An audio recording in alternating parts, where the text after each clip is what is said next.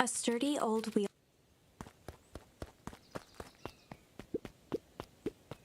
Young Luca would spend hours hiding in the bushes, waiting for a chance to jump out and startle his mother. She always enjoyed humoring him by feigning terror.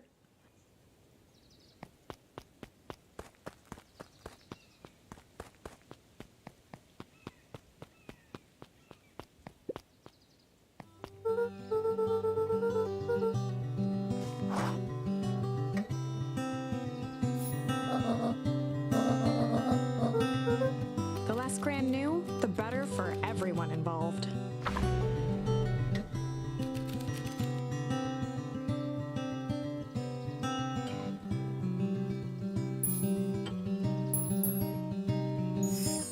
We were just gonna go chill for the day.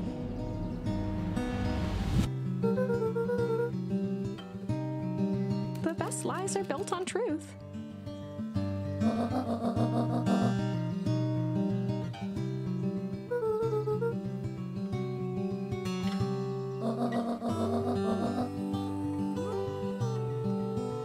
Hi, Mark.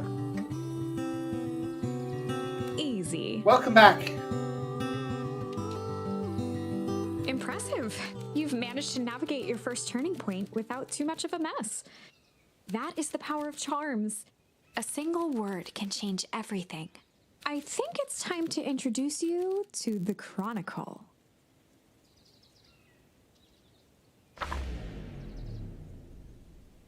The Chronicle is a record of the decisions you've made. You can see the turning point, which has been revealed. At any time, you can use the Chronicle to go back and invoke different charms, creating new branches. Luckily for us, this is the one and only turning point where the charms won't dramatically alter fate. Ooh, so you can go back and redo the story. It's the perfect opportunity to experiment with Razor was here. He was thinking about buying a horror game. He was thinking about buying the Callisto Protocol, which is way more expensive on Xbox than it is just buying it from Amazon, which is interesting.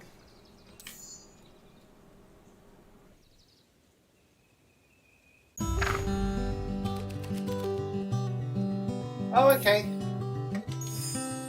We were just gonna go ponder for the day.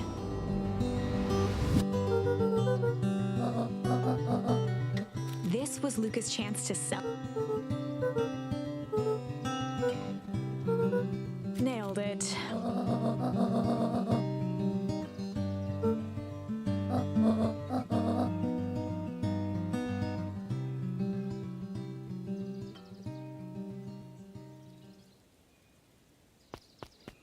Whee, look at me. A beginner's guide to gardening laid open on the bench. I love the voiceover.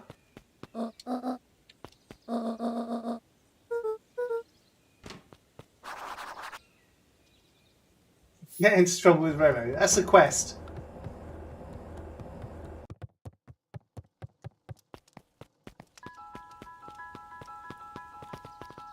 Ooh, ooh, ooh.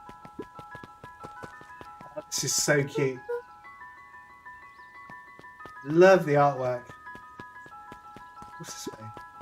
The road leading to Beacon Pines was long and a sort of natural barrier for the impatient.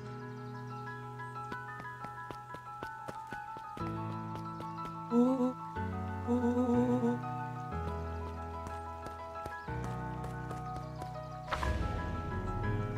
Chapter 2.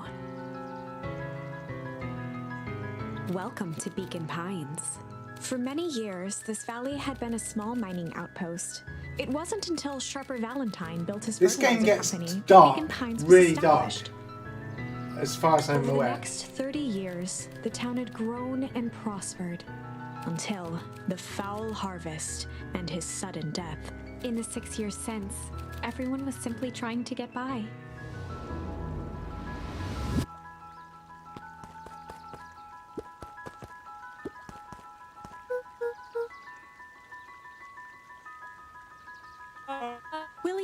remember was he had become a fixture after the Hang on, failing of Val. let me The just- town was hungry.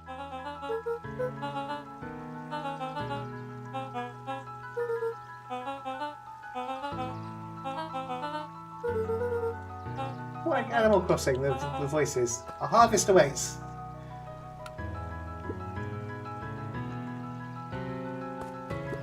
Right. Let me just save the game. Oh, it's already saved. So games that I'm waiting for on Game Pass. Gamecast games. Persona 5. Pentiment. Which looks... Oh, it's going to sound too early, doesn't it? Cancel. Ah. Grid Legends. I haven't played yet. I haven't played Grid Legends. I bought Future Melodies of Steel, which is now out on Game Pass, so I shouldn't have bought it. So there's no point me buying games. Probably the next game that I'm actually going to buy is Tiny Tina's Wonderlands. If it's not out on Game Pass. That's definitely going to be the next game that I'm going to buy. I think. I've still got Halo and the Master Chief Collection. I can get rid of that now. I don't install that because it's massive. So I just don't install that. Humankind. Interesting game. Interesting game. Looking forward to that coming out. Persona 5. Yeah. Plague Tale Requiem. Now, Villa King has played Plague Tale and he really enjoyed it. He really enjoyed it. So I am looking forward to Requiem to find out what that's about. I should really go back and play Plague Tale, but I didn't like the stealth. Didn't like the sound of the stealth elements in it. I'm not very good at stealth games at all, but it's not actually a stealth game. There's just a couple of elements in it where you have to be sneaky. My favorite, one of my favorite games of all time, What Remains of Edith Finch. Lovely, lovely game. Absolutely, anyone must play that. Must play What Remains of Edith Finch. It is so poignant, and the graphics are amazing. So yeah.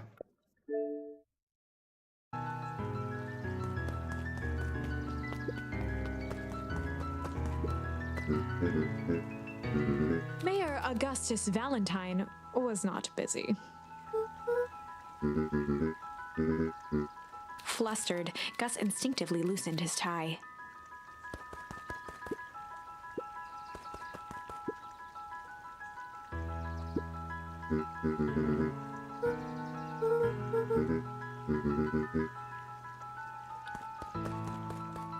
Find anything here?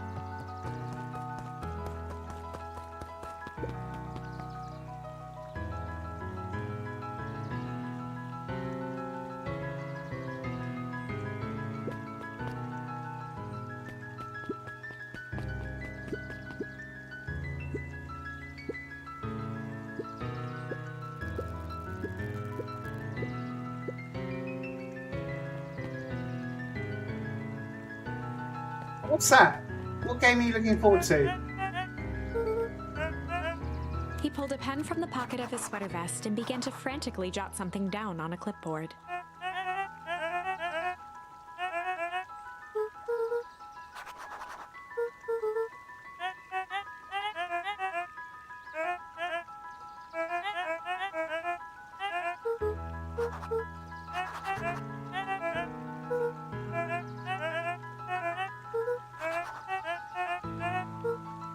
Yeah, come on. I read quickly.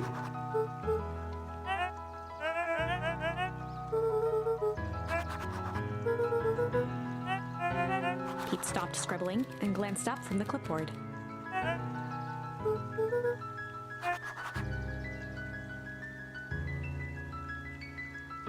The rat game, as in Plague Tale Requiem.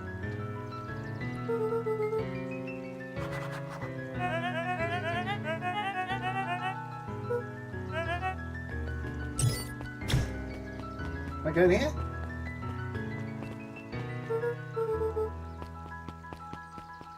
Let's realize there's a pig over here. Let's talk to the pig. He's asleep. Mr. Sinclair continued snoring and lifted one eyelid just enough to see who it was, a tactic he often used to avoid undesirable conversation.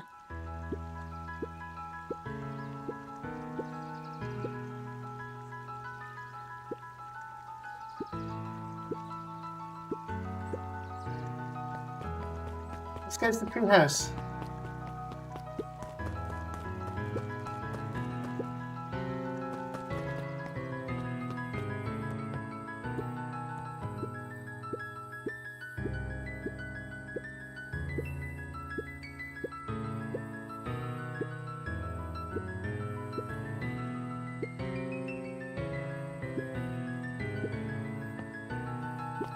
Whenever Luca saw his dad's chair by the pond, it reminded him of the days they'd pack up a couple of sandwiches and fish until...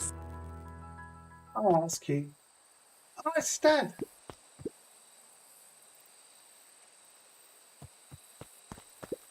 Luca opened the tackle box and picked the perfect bait.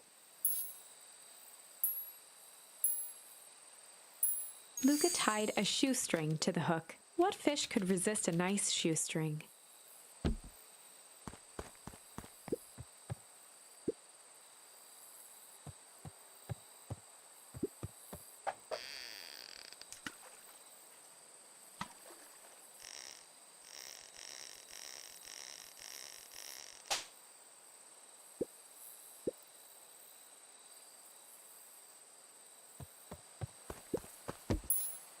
Luca tied a shoe. What fish could resist?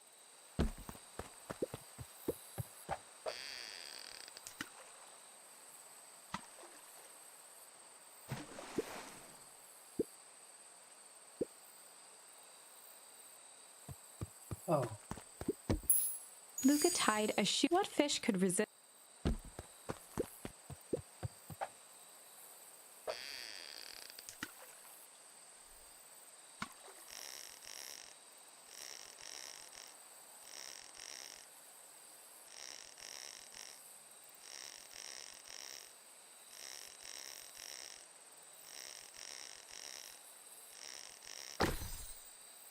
What do you mean?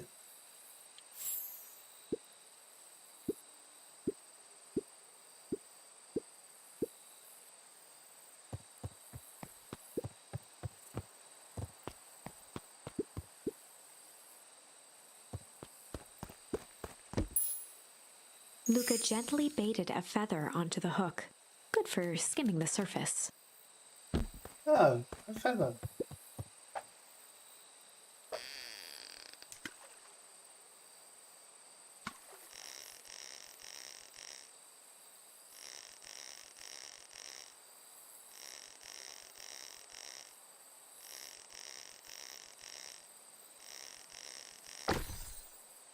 A duck.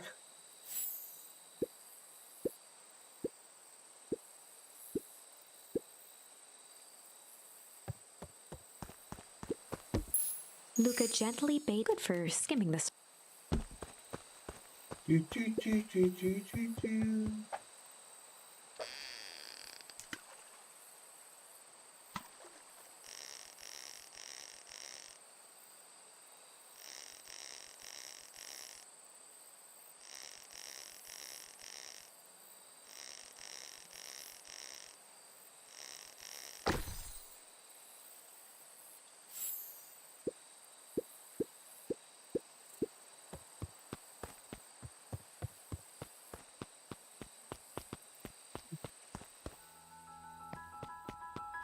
That's cute. It's the treehouse. The boys had a good thing going, as long as they kept old Jeff happy. They had an endless source of precious materials to add to the treehouse.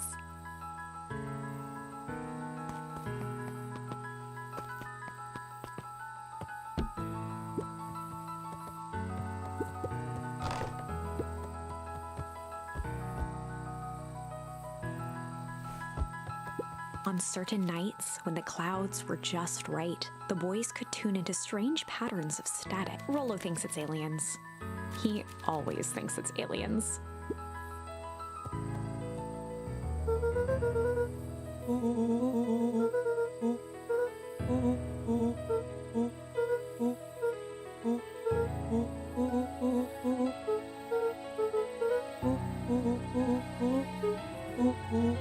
Okay, we're going to visit an old abandoned warehouse.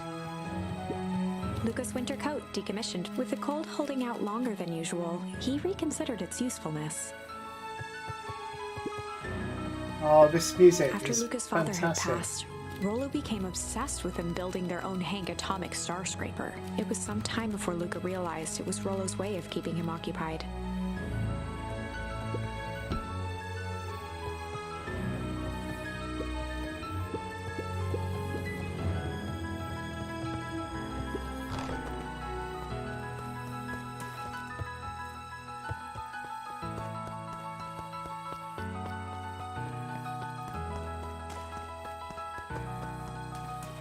Okay, let's go.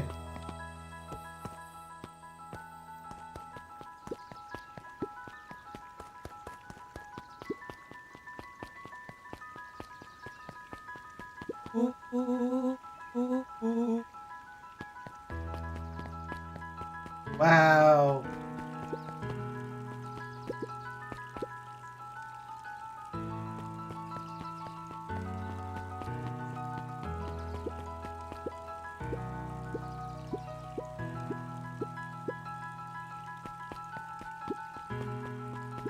Miss Hatch could often be found near the fountain, too absorbed in a book to be distracted.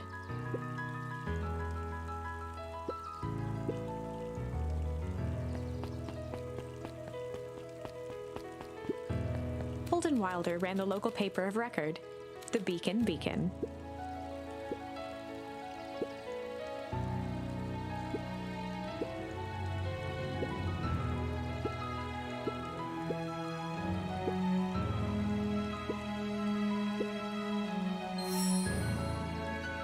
Yay. Oh, right. Rendezvous with Roxy. This is an important turning point. The first time where your charms will change the course of fate. Nice. And currently, we only have one suitable charm at our disposal. Have no fear, we can always return later using the Chronicle once we find more charms. Well, now I'm just rambling. Where were we?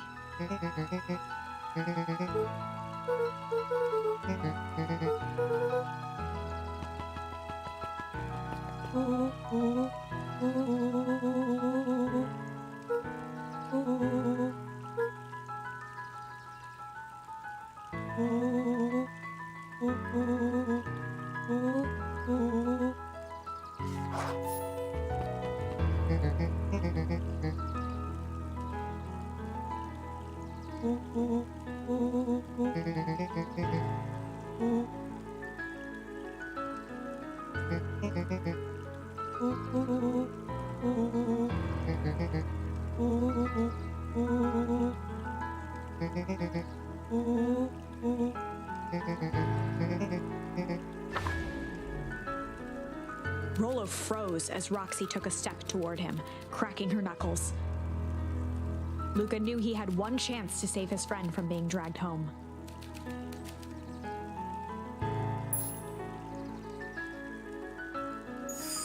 In the past, he found the best way to deal with an enraged Roxy was to be a little chill.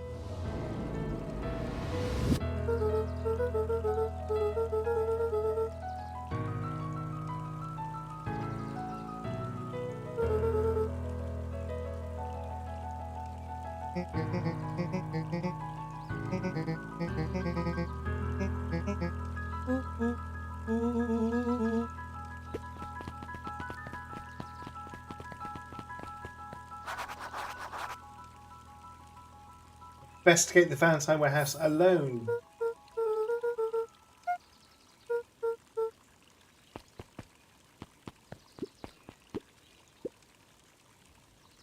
A bit much, if you ask.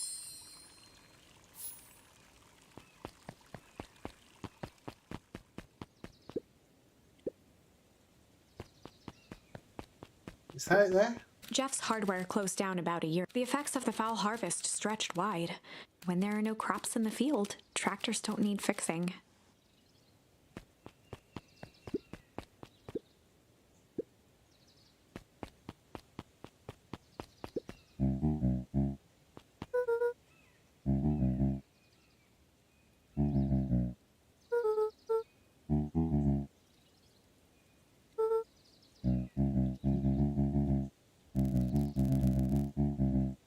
promise Gran regretted the second it was made.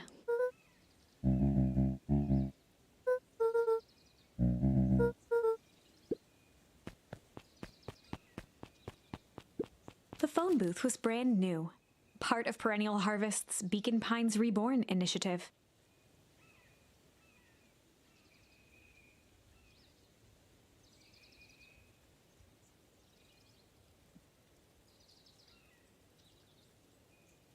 It didn't see much use.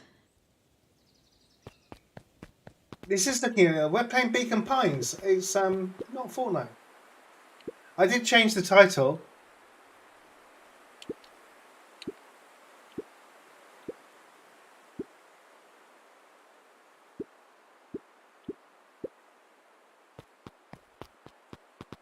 The path led into a small hollow at the edge of Weepwood.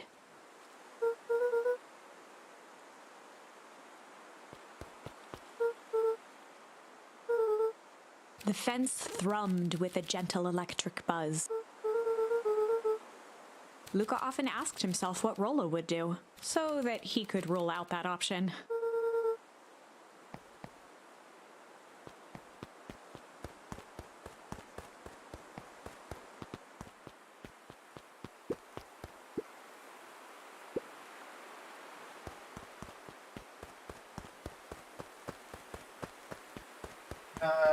Okay.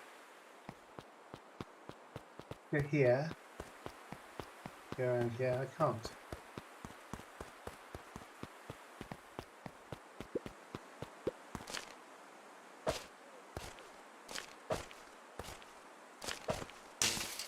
As sparks flew from the fence, the light atop that section shut off. 2 bulbs remained.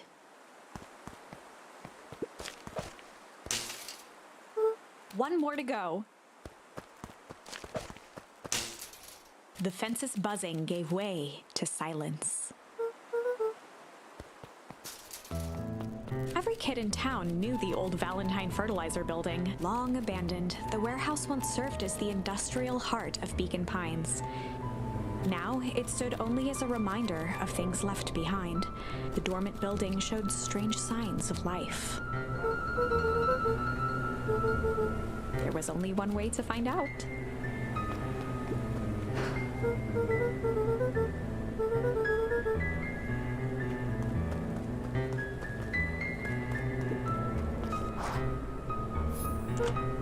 Luca thought he heard faint sounds coming from the other side of the door. He pressed his ear against the cold metal to hear better. The sound of footsteps grew louder.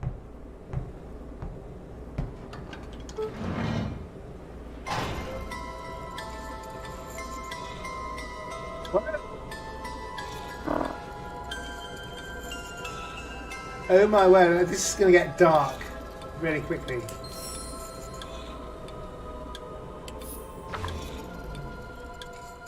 The heavy steel door knocked Luca to the ground. Disoriented, he looked up to see an imposing figure silhouetted in a green glow. It lunged toward him. He tried to scramble away, but felt a gloved hand latch onto his ankle. Luca watched his fingernails leave trails in the dirt as the hand slowly dragged him back through the door, into the lab, into the green light. This is a story about change. It was far from the sort of change Luca imagined for himself, but change is, after all, a dangerous animal. The end? I probably should have warned you about this. There are many paths that our story can take. Most will end in tragedy, but don't let that discourage you. We will find the ending that this story deserves. I just know it.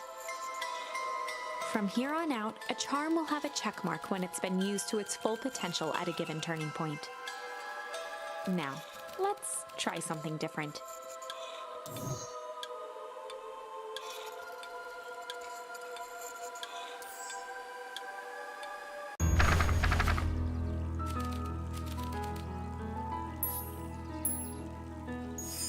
In the past, he found the best way to deal with an enraged Roxy was to be a little shit.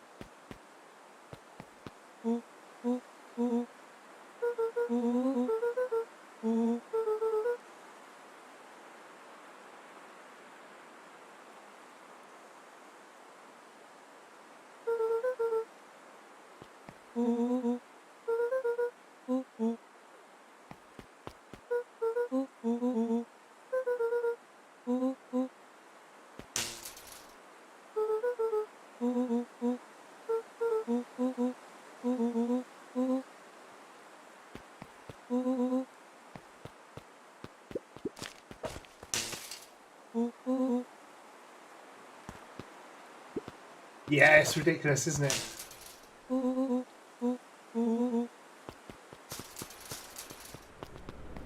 As the glowing windows of the old warehouse came into view, Rollo began to bounce excitedly.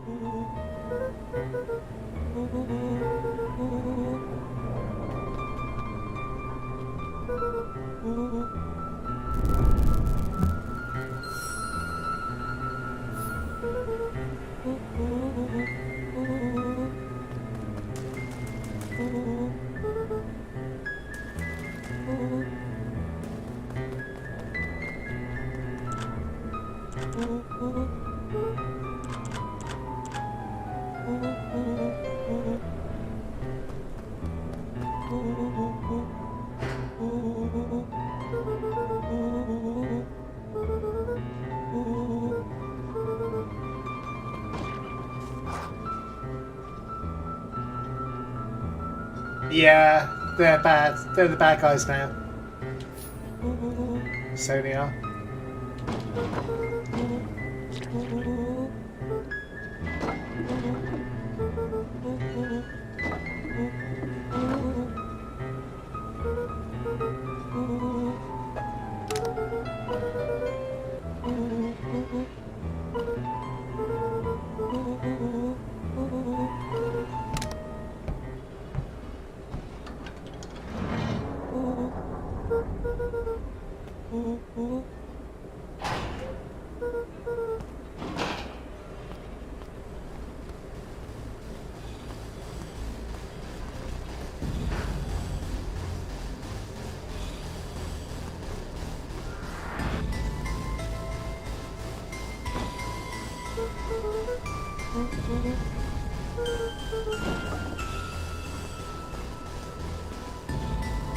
Body.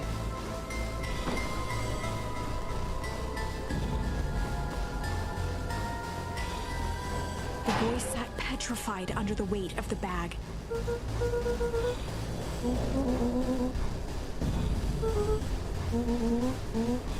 Rollo felt around at the large sack which burdened them. He snapped off a tag from just within a small zipper opening in the bag.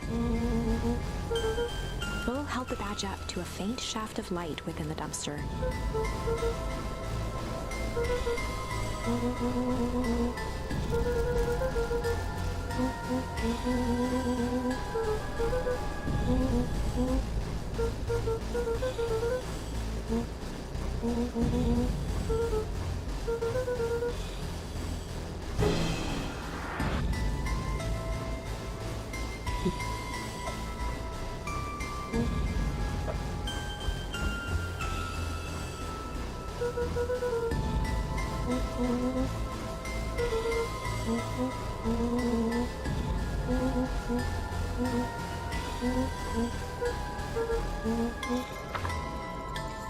Lucas sat in the dark, tracking the sound of Rollo's footsteps as he ran.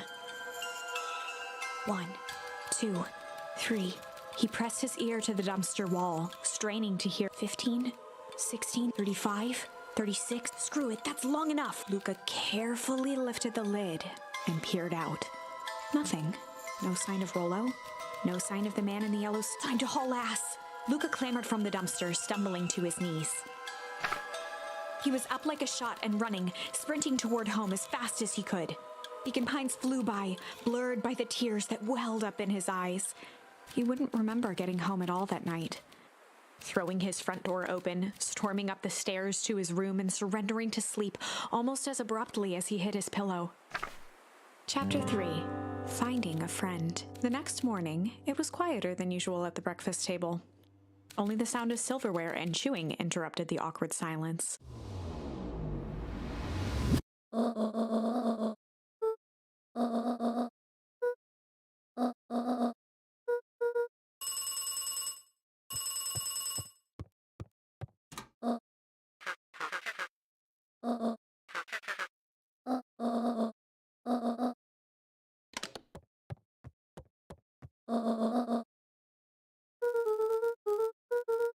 Gran's brow furrowed. She let out a long sigh. Her voice was quiet and even.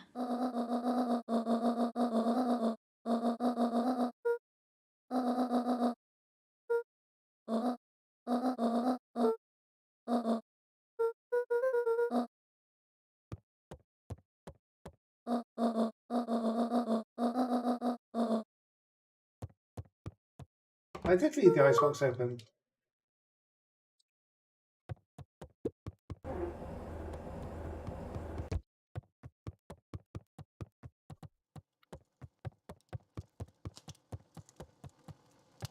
An eerie electronic sound echoed from Luke.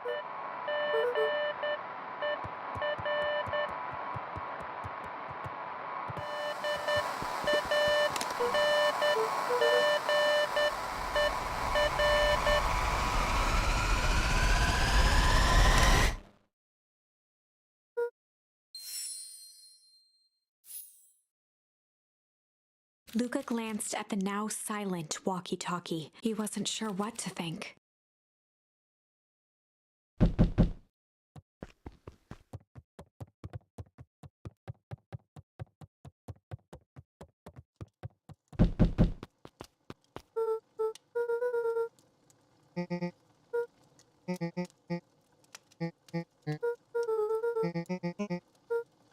A pit formed in Luca's stomach.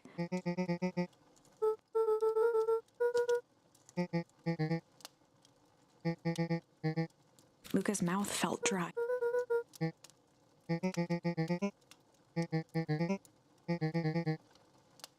Luca could feel his heart beating in his throat. Ben.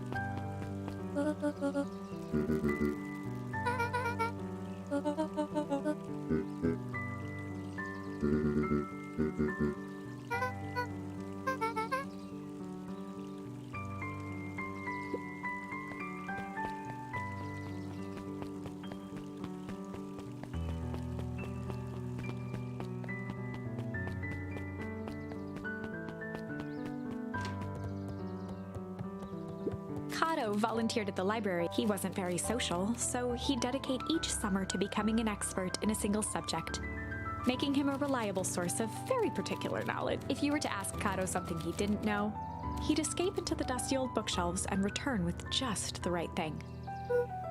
Cato was lost in his reading. Luca crooked his neck to see the title. Introduction to Melitology.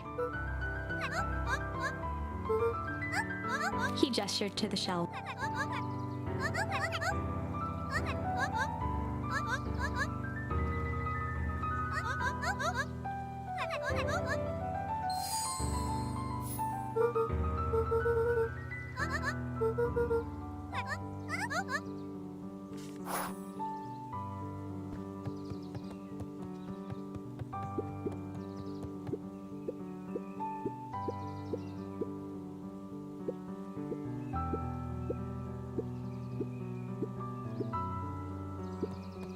The bottom corner shelf was a dusty, only one binding was clean enough. Cellular biology and the chemistry of mitosis. Mycological.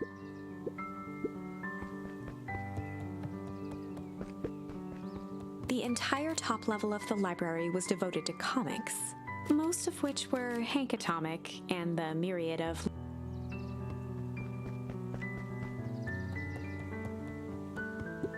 Oh, the Cobs I've Eaten, a salad-centric travel guide for the mildly adventurous.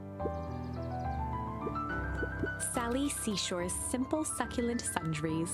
Luca brushed off a smudge of dust. 30 recipes so easy you'll doubt it's even edible. A peek behind the methods and ruminations of one of the greatest by...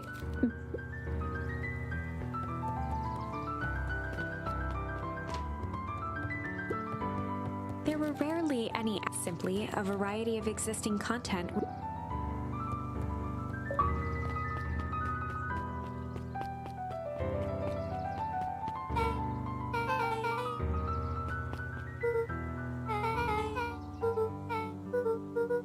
Beck's family giving her, she would tell Luca shift. Beck pulled a coin from her pocket.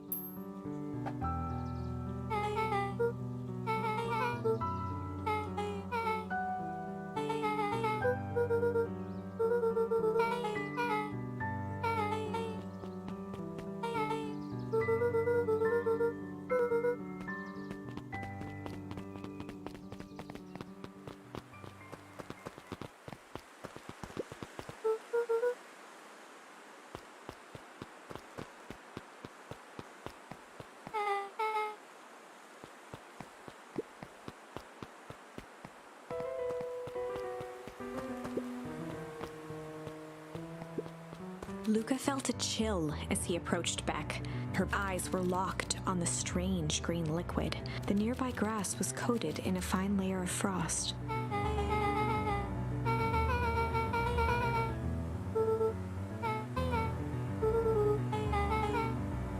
Luca watched as Beck dipped a broken tree branch into the goo. Beck's eyes widened as flowers grew from the first small buds, which quickly bloomed into vibrant petals.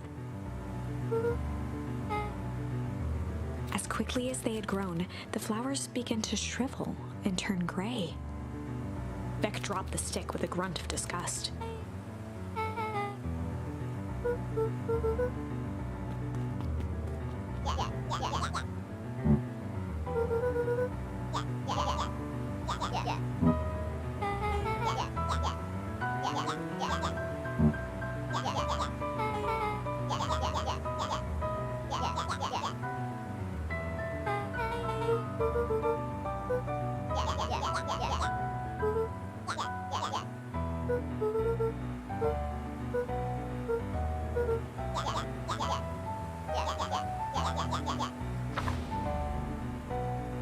Iggy took a step towards Luca, his sneer lit by the glowing puddle. Beck could see tears welling in Luca's eyes, his fists clenched. Some things about Beacon Pines were very different from the city, but a bully from a hayseed town is really no different from a city. But Beck took a deep breath and thought.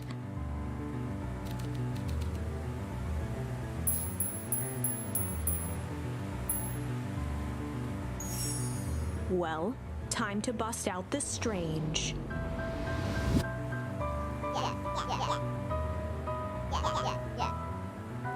Beck stared in silence, the only sign of life being the twitch of an eye.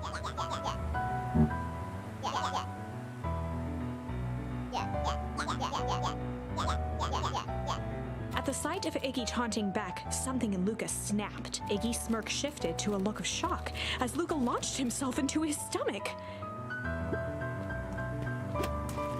Iggy's clothes were drenched in the glowing ooze. Iggy's voice began to slur as he struggled to get up.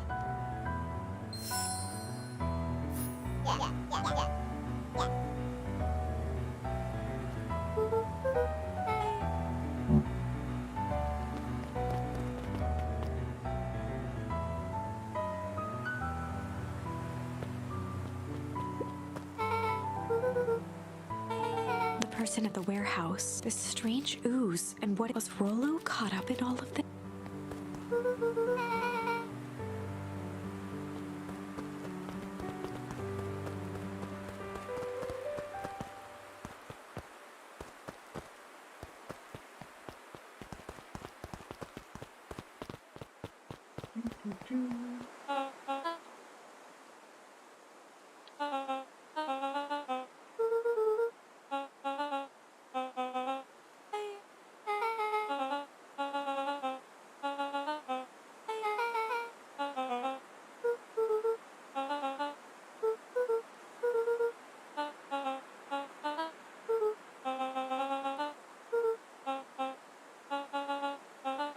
Beck glanced.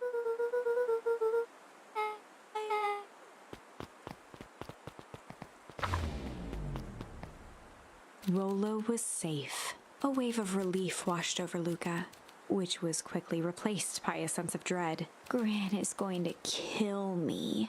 If he hurried, he might just make it home before sundown. Chapter 4. Our harvest awaits. Luca took a deep breath and gingerly opened the door, steeling himself for Gran.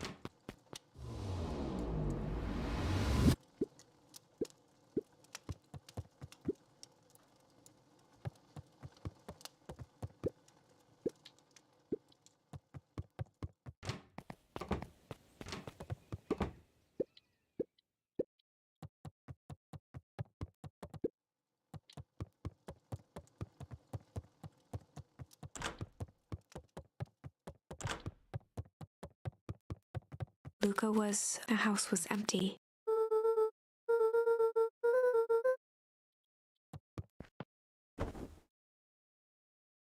Luca was sitting by the pond, listening to small waves lap against a... His father sat in a folding chair in front of him. Without turning, he spoke. "Why don't you grab me some nice bait?" "Sure thing, Dad."